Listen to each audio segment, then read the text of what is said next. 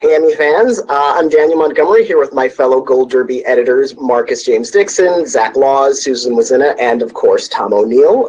Top races are really shaping up as more and more programs hit the airwaves. For instance, just last week, as we're recording this, Schitt's Creek aired its series finale. So, Marcus, do you think it can win Best Comedy Series? You know, how's it looking in our odds? What do you think about that race? I definitely think it can win, which is so strange that a show that was snubbed for 4 years can, last year it got in for a series for the first time, and this year it could actually win it all. According to our odds, it is in second place, and it is slowly rising. And I think what you said about the finale is part of that.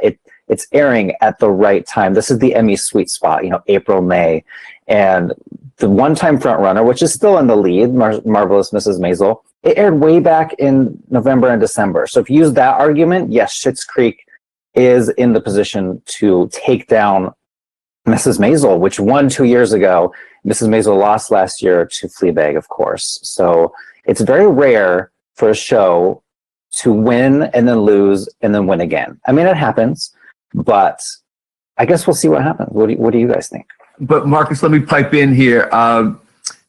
What's different about this situation is that there was just Maisel damn near won last year. I think most people even had it predicted at Gold Derby. It wasn't as if it was shunned and then all of a sudden they would be coming back to it. This Fleabag thing just took off in the home stretch. And Maisel won 8 Emmys. I believe that's a record to win without winning series. So there is a ton of love. There's a lot of Emmy love. That's the record for comedy series in a single year period, and it tied its own record from the year before, even though it didn't win Best Comedy Series.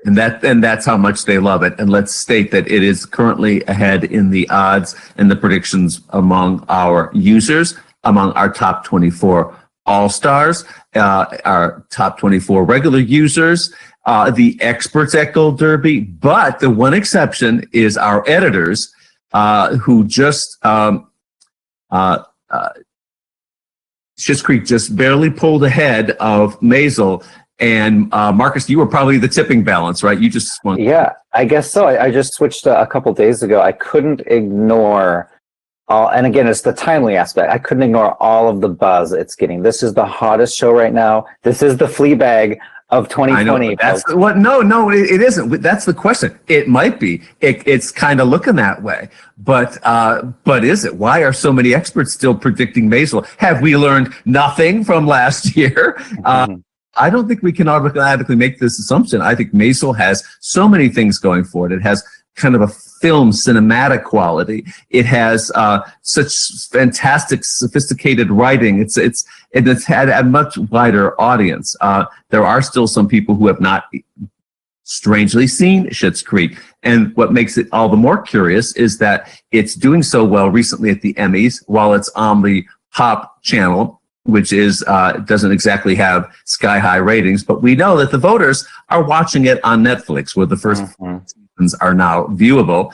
And the final season is certainly available to Emmy voters with at the FYC sites and at the Academy's own site. And so anyway, it's a fascinating race. Fascinating. Who else has got some thoughts on this? Well, what happened on Mrs. Maisel in its third season greatly expanded its universe, and I think it's more relatable because of that. And she went off on a tour with Shai Baldwin, and also Sterling K. Brown was a character on the show, and the production numbers were far more extensive, and she got to go to Miami and other places, and they really recreated the early 60s in a way that went even beyond, just staying in Manhattan or being in the Catskills or the Paris shows. This was more of a whole continuing thread of her discovering herself as a comedian even more. So I think, because they kind of upped that level, I think it's probably a little bit better than the second season. I think it's a triumph. The third season, I think, just creatively. It's just masterful. Zach, you were going to pipe in. Yeah, I mean, speaking as one of those people who called the Fleabag sweep last year, there's a reason why Fleabag won last year, and it's the same reason why Maisel won in its first season, and it's why I think Schitt's Creek will win in this season. It's because it's the show, as Marcus keeps saying, that has the buzz. What show are people talking about right now, right? Maisel, it won those 8 Emmys, including series in its first season, because everybody was talking about it. Fleabag won all those Emmys and beat Maisel in its second season because everybody was talking about it.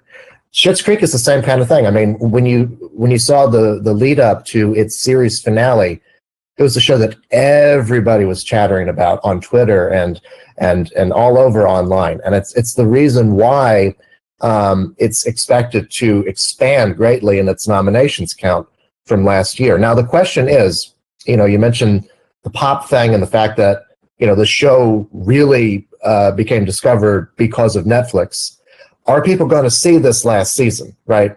We know it's available on the press site. We know that people... on cable on demand and all that. On cable on demand.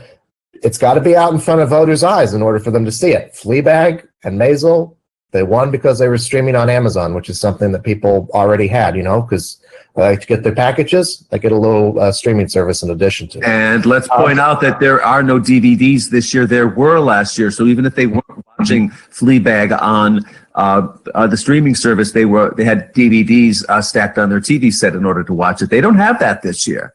Right. So it makes it interesting. Now, Susan makes another good point, too, which is that, the Maisel greatly expanded its world this year, and that's why I think that show is going to expand its nomination count. It could still win the same amount of Emmys that it won last year and still lose series, because it's going to win a ton of below-the-line prizes, and it could still win for Tony Shalhoub and Alex Borstein in those supporting categories. But I think that in terms of series and the top 2 acting categories for actor and actress, I think those are going to go to Schitt's Creek. And it could possibly, go on a bit of a winning streak like those other 2 shows did. I just wrote about this, actually, Zach. I think you're right. And it's been 12 years since a show won comedy series, actor, and actress in the same year. And that was 30 Rock, of course. So can Schitt's Creek do the impossible and actually win all of those 3? It's looking very strong. And I also, not to filibuster here, but there's an emotional element to that series finale as well, right? Not to spoil anything, but I think that could also help push it over the edge, right? It's something that people want to root for,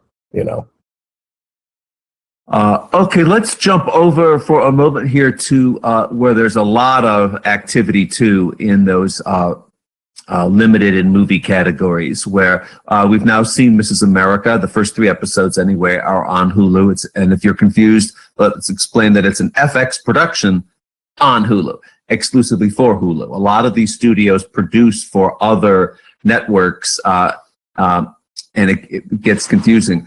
But Hulu was purchased by Disney in the recent years, and of course, so was Fox, which is FX. So it's all part of the same family now. And so there's this fantastically interesting relationship between FX and Hulu that could be trend-setting for the other networks, et cetera, which is that automatic streaming partner. Right now, what happens is if it's the day after any show airs on FX, it's on Hulu the next day across the board as an automatic policy now. And it's not going to be in reverse with Mrs. America anyway. It's not going to air on FX. It's going to stay there as an exclusive thing. But here's a fascinating case of, let's talk about Cate Blanchett as up for this award as Best Actress, double Oscar winner, who plays a very unsympathetic character if you're a classic Hollywood liberal. Because she was the person who, of course, led the crusade against the Equal Rights Amendment back in the 70s. It did not get passed ultimately by enough states to become a constitutional amendment.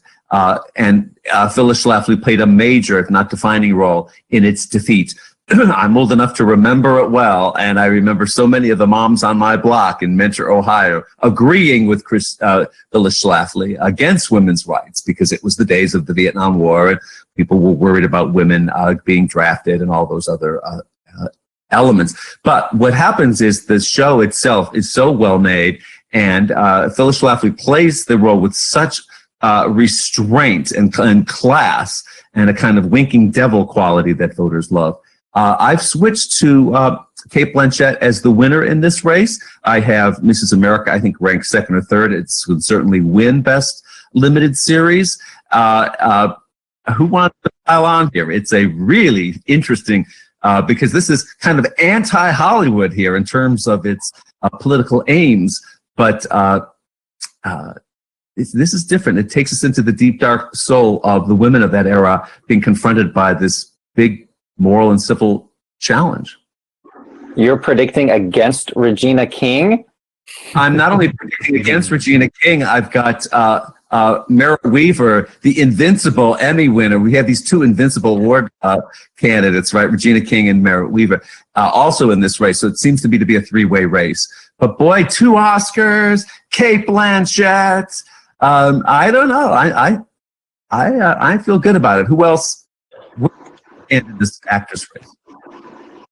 Well, I think one other point to make is that, Regina King has got 3 Emmys. Cate Blanchett has 0 out of 0 nominations. And 0 TV work. Right, exactly. So, the fact that, she's this big movie star, big 2-time Oscar winner, coming to the small screen for, basically the first time in years, if not ever. I can't even think of any other TV work she's done. That could be enough to set her over the edge, but Marcus is right. Don't count out Regina King. Every time we don't predict her to win something, she wins it. Yeah, but the things that she wins for are kind of serious. Watchmen is kind of genre-ish, and that might be work against. But it's so well made, and people really responded to it. It just went off like gangbusters. Yeah, Cate Blanchett was, I believe, in that one episode of Documentary Now last year. I think a lot of people were predicting her to be nominated for Guest Actress in a Comedy, and she didn't get that nomination. So maybe I think she's an automatic nomination at the very least for Mrs. America. But I don't know that she's necessarily indomitable. I am predicting her to win. I think Regina King's couple of biggest problems are that, and again, she wins all the time, so it may not be a problem at all. But, Watchmen aired quite a while ago, and especially these days, every day, every week feels like 10 years are passing. So Watchmen, by the time the Emmys roll around, is going to feel like it was forever ago. Also, Watchmen is more of an ensemble show. She's the lead actress, but there's a lot of focus given to a lot of other characters, too. It's a genre show that I don't know how much the actors branch is going to go with it, even though, Game of Thrones kind of, we know that the Emmys are open to genre shows, but we also know that they're still kind of snobs.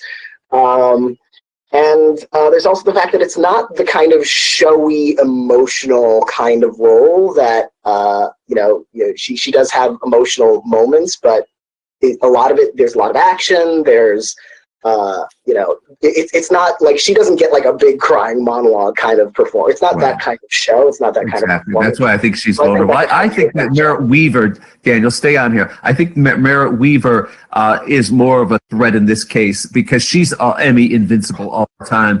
And if you've seen these numbers that Netflix has released and some of the measuring services like Nielsen that are now trying to give us the number of views at these streaming services that have been hushed up in the past, Unbelievable has been one of the most viewed productions on Netflix in recent years. Its viewership is huge. It's right up there with The Office and all these staggeringly high shows, popular shows on Netflix. So, it aired a while ago too, but it does have the cachet and the critical appeal, the snob thing going on that Regina King doesn't have for her role on the genre-ish. Talk about Merritt Weaver in this case as a threat. I think Merritt Weaver definitely is a threat. Unbelievable, premiered a while ago on Netflix. But the good thing about Netflix for anyone on that, competing for that service is that people are on Netflix all the time. Voters are going to be on Netflix all the time. So if they have seen it, they might still see it in their menus when they're trying to pick something else. If they haven't seen it, they might pick it up over time. And so I think that will keep it fresher in mind maybe than Watchmen, even leading up to the Emmys. The interesting thing about Merritt Wever is if she can overcome a potential vote split, because when she won her second Emmy for Godless, she was up against, I believe, Penelope Cruz and Judith Light for Assassination of Gianni Versace. And I remember there was a lot of talk, is it going to be one of them, or are they going to split, and is it going to go to Merritt Wever? And it went to Merritt Wever, and I think part of that was the vote split. So it'll be interesting to see now that she's the one who could be up against the co-star, Caitlin Dever in this case, who does have the showier emotional arc. Merritt Wever is quite subtle and unbelievable. It'll be interesting to see if that kind of, with the firepower of Regina King and Cate Blanchett not competing against their own co-stars, might be what holds Merritt Wever back. But she won for Nurse Jackie when we weren't expecting it. And she won for Godless when I know a lot of people were expecting it, but she had tough competition there. So it really depends on the sort of landscape, who she's up against, and if that includes Caitlin. And she's had a real transformation physically as an actress now, because she played the grumpy nurse in Nurse Jackie, right, the sidekick. And she's really become glammed up now. And she's not only competing for Unbelievable, she is one of the lead contenders for Best Comedy Actress with Run on HBO. And it's a very, very compelling role. She's she's a romantic lead here, which is interesting. We haven't seen that before. She carries it off magnificently. Run, it'll be interesting to see how it plays out on HBO. Those of us who have seen it love it. And the critics love it. It has this great buzz. It does seem to have a real amount of awards cachet. So it's her moment. I mean, it's what she lacks in terms of being, contemporary buzz right now for a show that aired a while ago, Unbelievable, but is still pulling strong on Netflix, is made up for the fact that she is so prominent in Run, which is not a comedy series, of course, if you're watching it. It's a drama series, but it's competing for comedy strategically, and it's very smart. Another thing about Cate Blanchett that I don't think anyone's mentioned, and this is stealing right from the Tom O'Neill playbook, she's a famous person playing a famous person, and they absolutely love that. I mean, especially in this category, Michelle Williams won last year.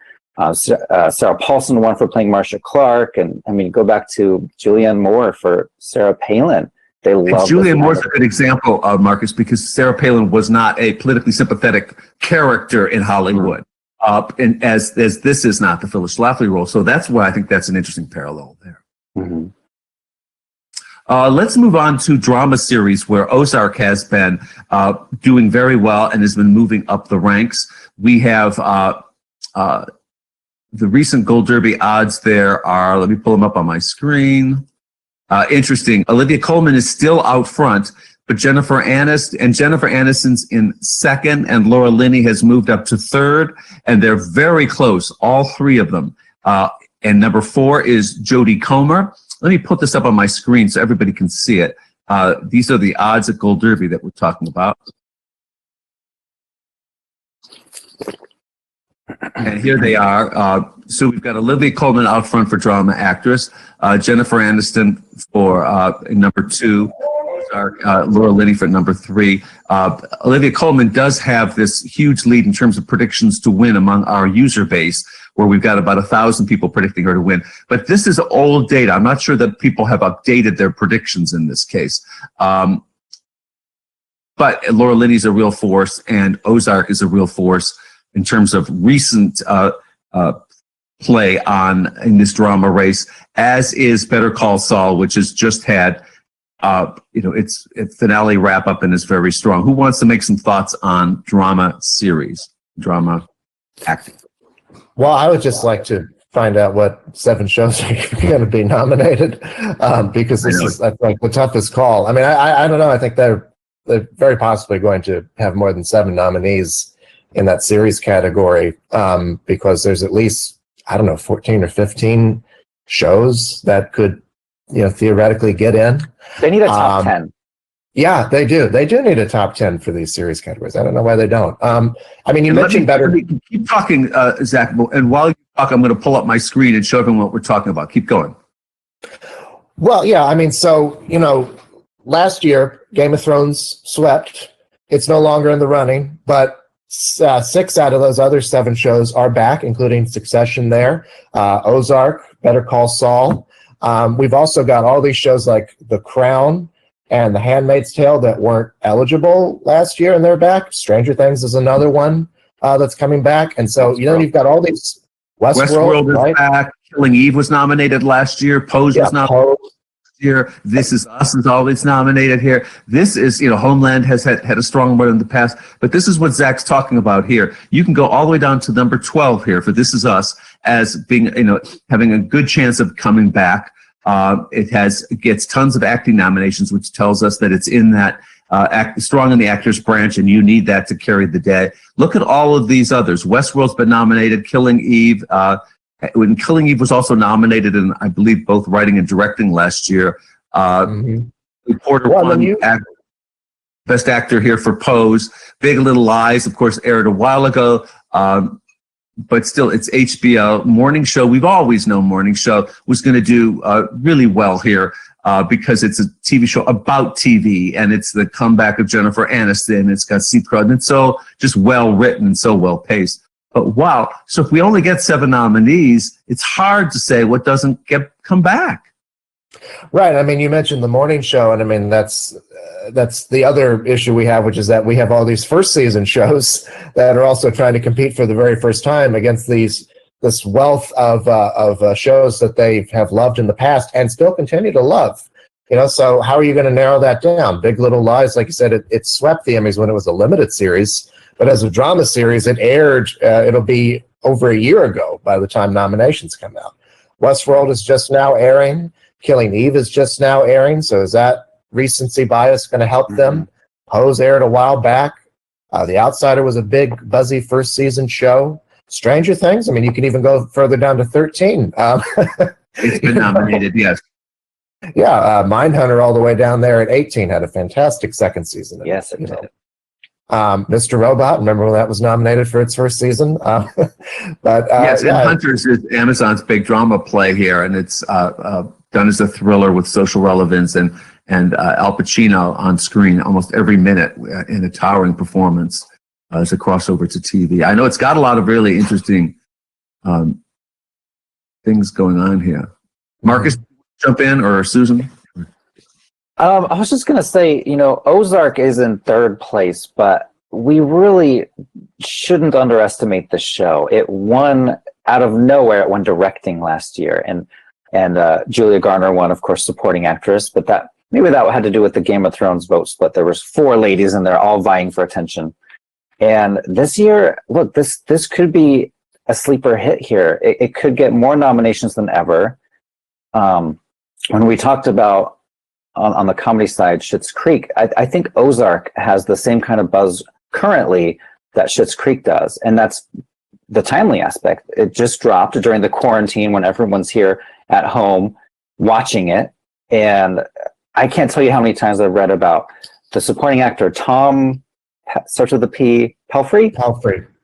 And Laura Linney and Jason Bateman. And this could win a lot of acting awards, in addition to it could win writing and directing and all these below the line. So don't count out Ozark, even though it's in 3rd place. And it is one of the highest watched shows on Netflix. Again, the viewer numbers, the loyalty viewing thing is really, really strong. And now it has the buzz, as Marcus says. And it's very much like Breaking Bad and thematically, if you've seen it. No one's talked about Succession yet. Talk about Succession. Lead the way. It's the hippest, coolest show on TV. It won the Golden Globe and the Critics' Choice, I believe. My memory is not as strong as some of yours, but it's just so fun and cool and exciting. And of course, it could win this, and we all know that's possible.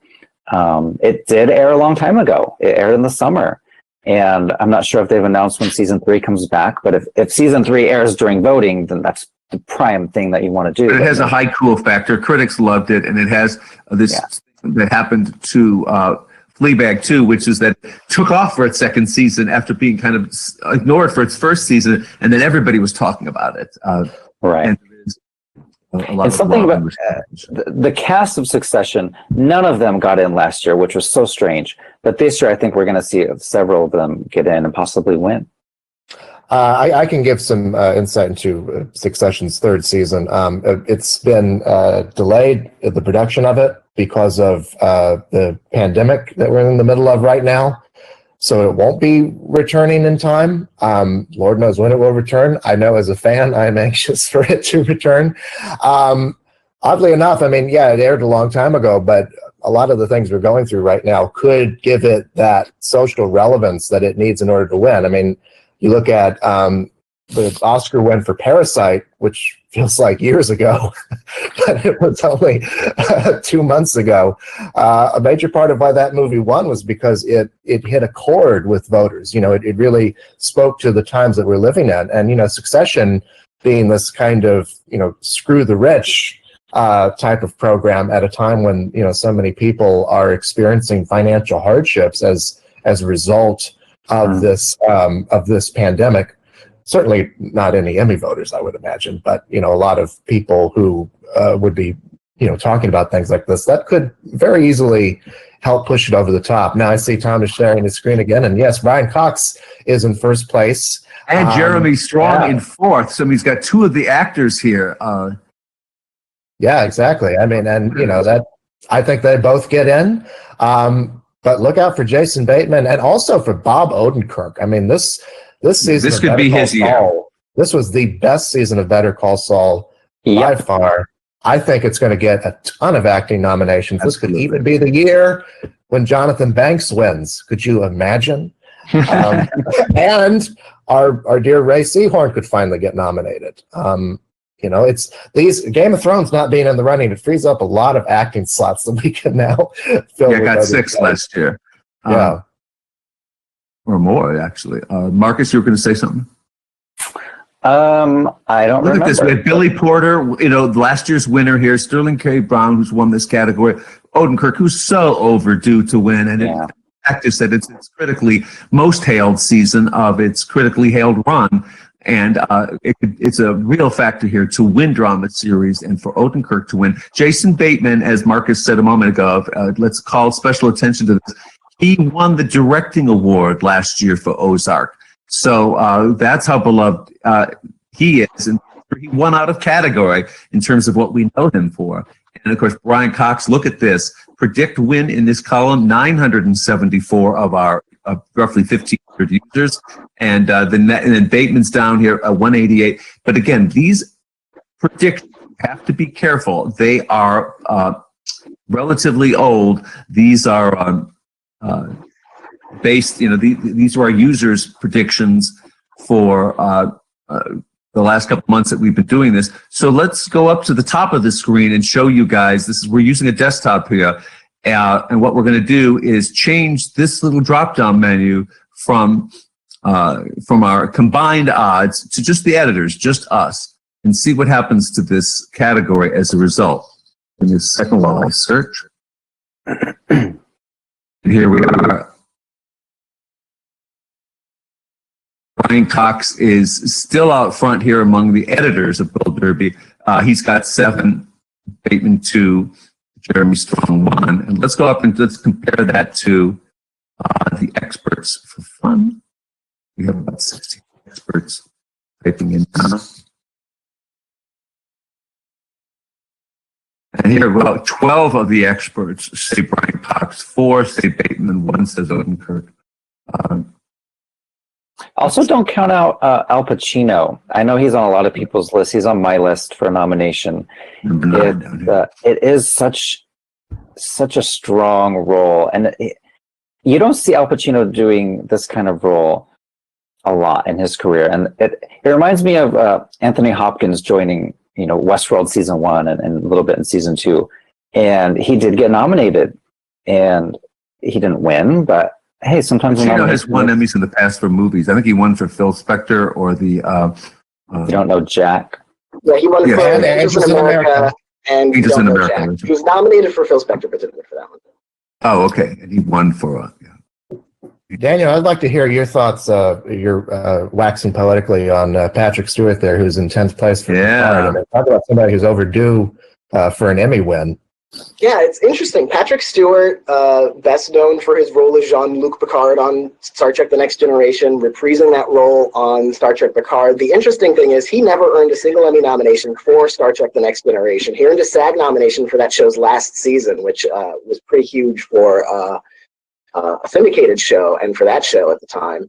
But the interesting thing is he's been nominated for several Emmys since. So, like, he's that kind of respected, beloved He was nominated actor. in the TV movie category for Macbeth and things like very highbrow actorly things. Yeah, he was a guest star on Extras. He got a guest comedy acting nomination for that. So we know they know him. We know they like him. He hasn't won yet, so he's overdue for that kind of love. And I'm really, really pulling for him to get in because, like, it's a really intimate show. Like, there's a lot of sci-fi action in it, but it's a really intimate show. And he gets, he's fighting a terminal illness in it, and he gets the kind of emotional stuff that if Emmy voters aren't like preoccupied by, oh, it's just sci-fi, they'll see that this is a kind of a classic performance from one of the most classic TV characters in modern history. So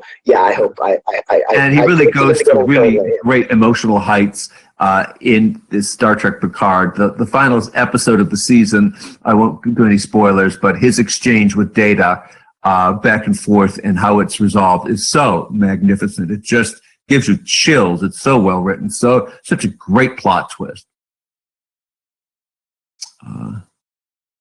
Okay, any final thoughts here, Susan? What do you think?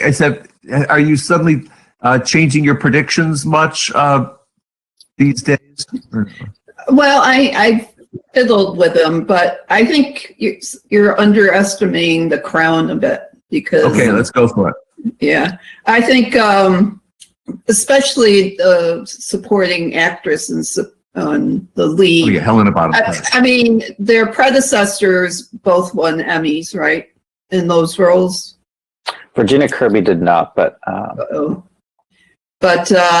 do think, in this time, you're saying it's relevant because, the younger queen, Elizabeth, or middle age now, or whatever she is, I think that it's something. I mean, her struggles of being a leader, it's she's trying her best and to do the right thing, and she's having some problems at this point. But she just celebrated her 94th birthday in real life, and it's sort of like she has the presence that I think we wish some of our leaders had now, and her longevity, as a queen is amazing, and I think people are probably more sympathetic to what she went through when you see the show, and I don't know. I think it's still a show that people value. Yes, and Olivia Colman is way out front for Best Drama Actress in our. Right, and she's one of those people like Regina King. I think she gets things now. Yeah. Daniel, any final thoughts here? Well, I will just say, going back to the drama actor race, I think the interesting thing about Succession, we've got Brian Cox on top of our odds there. Like, the best thing that could happen to a Jason Bateman or a Bob Odenkirk will be Jeremy Strong and Brian Cox both getting in, because we've seen the vote split hurt This Is Us for the last couple of years. Sterling K. Brown did beat his co-star Milo Ventimiglia the first season of This Is Us, but they split the vote and lost the last couple. And it's not an obvious choice between Brian Cox and Jeremy Strong. Like, in fact, Brian Cox won the Golden Globe and Jeremy Strong wasn't even nominated there. But then Jeremy Strong won the Critics' Choice Award, and I don't think Brian Cox was even nominated there. So there are two very strong that's cases interesting. made for both of them. And I think if they're both nominated, fans of Succession will not have a very clear choice of which one to go to. So I think that could help Jason Bateman, especially because that show is recent. I think that show... Or Bob Odenkirk. Yeah. Or Bob Odenkirk. Those are both recent shows. Ozark has so much buzz right now because like that and Tiger King are the shows people are talking about on Netflix this season. And so like a few months ago, I would have said, oh, Succession has this wrapped up, but we've seen Ozark rising. And it's peaking at the right time, and maybe Succession's going to feel like it was an awful long time ago by the time voting happens. So I will say I'm one of the editors who's currently predicting Bateman, but it'll be interesting to see how that turns out. Marcus, let me give you the final word here. On this Good Place wild card, which is Ted Danson is the head, and according to many experts and many very wise heads at Gold Derby, to win Best Comedy Actor this year. The Eugene Levy is my official prediction now for Schitt's Creek, but that's a fairly kind of subdued role. It's a passive, he's always like he's not the one saying the ridiculous things in his family. He's the one enduring it. The Good Place was nominated last year for comedy series, for writing and or directing, one of those two. Of course, Ted Danson got in. Kristen Bell's a real threat this year, isn't it? Talk about that. We cannot write The Good Place. It's one of my favorite shows, and it's such an emotional, fulfilling, rewarding, name your adjective finale. And we were just talking earlier about how sometimes finales actually win in these writing or directing categories. There's 30 Rock, there's ER, Friday Night Lights, the list goes on and on and on. So maybe if it gets a writing or a directing nomination, this will be the place where they say, okay, Good Place, you entertain me for 5 seasons, here's your reward. Ted Danson could do it. It's possible. He really could. Kelsey Grammer won for the final season of Frasier. So this is not outside of the realm of possibility. But also, and Ted Danson won late in the run of Cheers. Oh yeah, the final season of Cheers. Also, don't sleep on Rami Youssef. Remember that he won the Golden Globe out of nowhere. So this is a guy to watch out for too. That's a good point. Okay, Daniel, wrap us up here. We've got some months to think about this. More TV is being released every week, even in the midst of this coronavirus pandemic. There's, of course, a lot in the works already that's coming out over the course of this spring. We've still got contenders in May, like I Know This Much Is True in Hollywood. You know what our predictions are now, and we know a lot can change between now and May, between May and June, between June and whenever the Emmys are handed out. So if you think you know better than we do, you can go to goldderby.com right now and make your predictions. And now you can go to the Gold Derby app. And yay! There as well. Download that from the app store of your choosing on Apple and Android. We will be back soon to talk about more of these races as the awards develop. Thank you for joining us.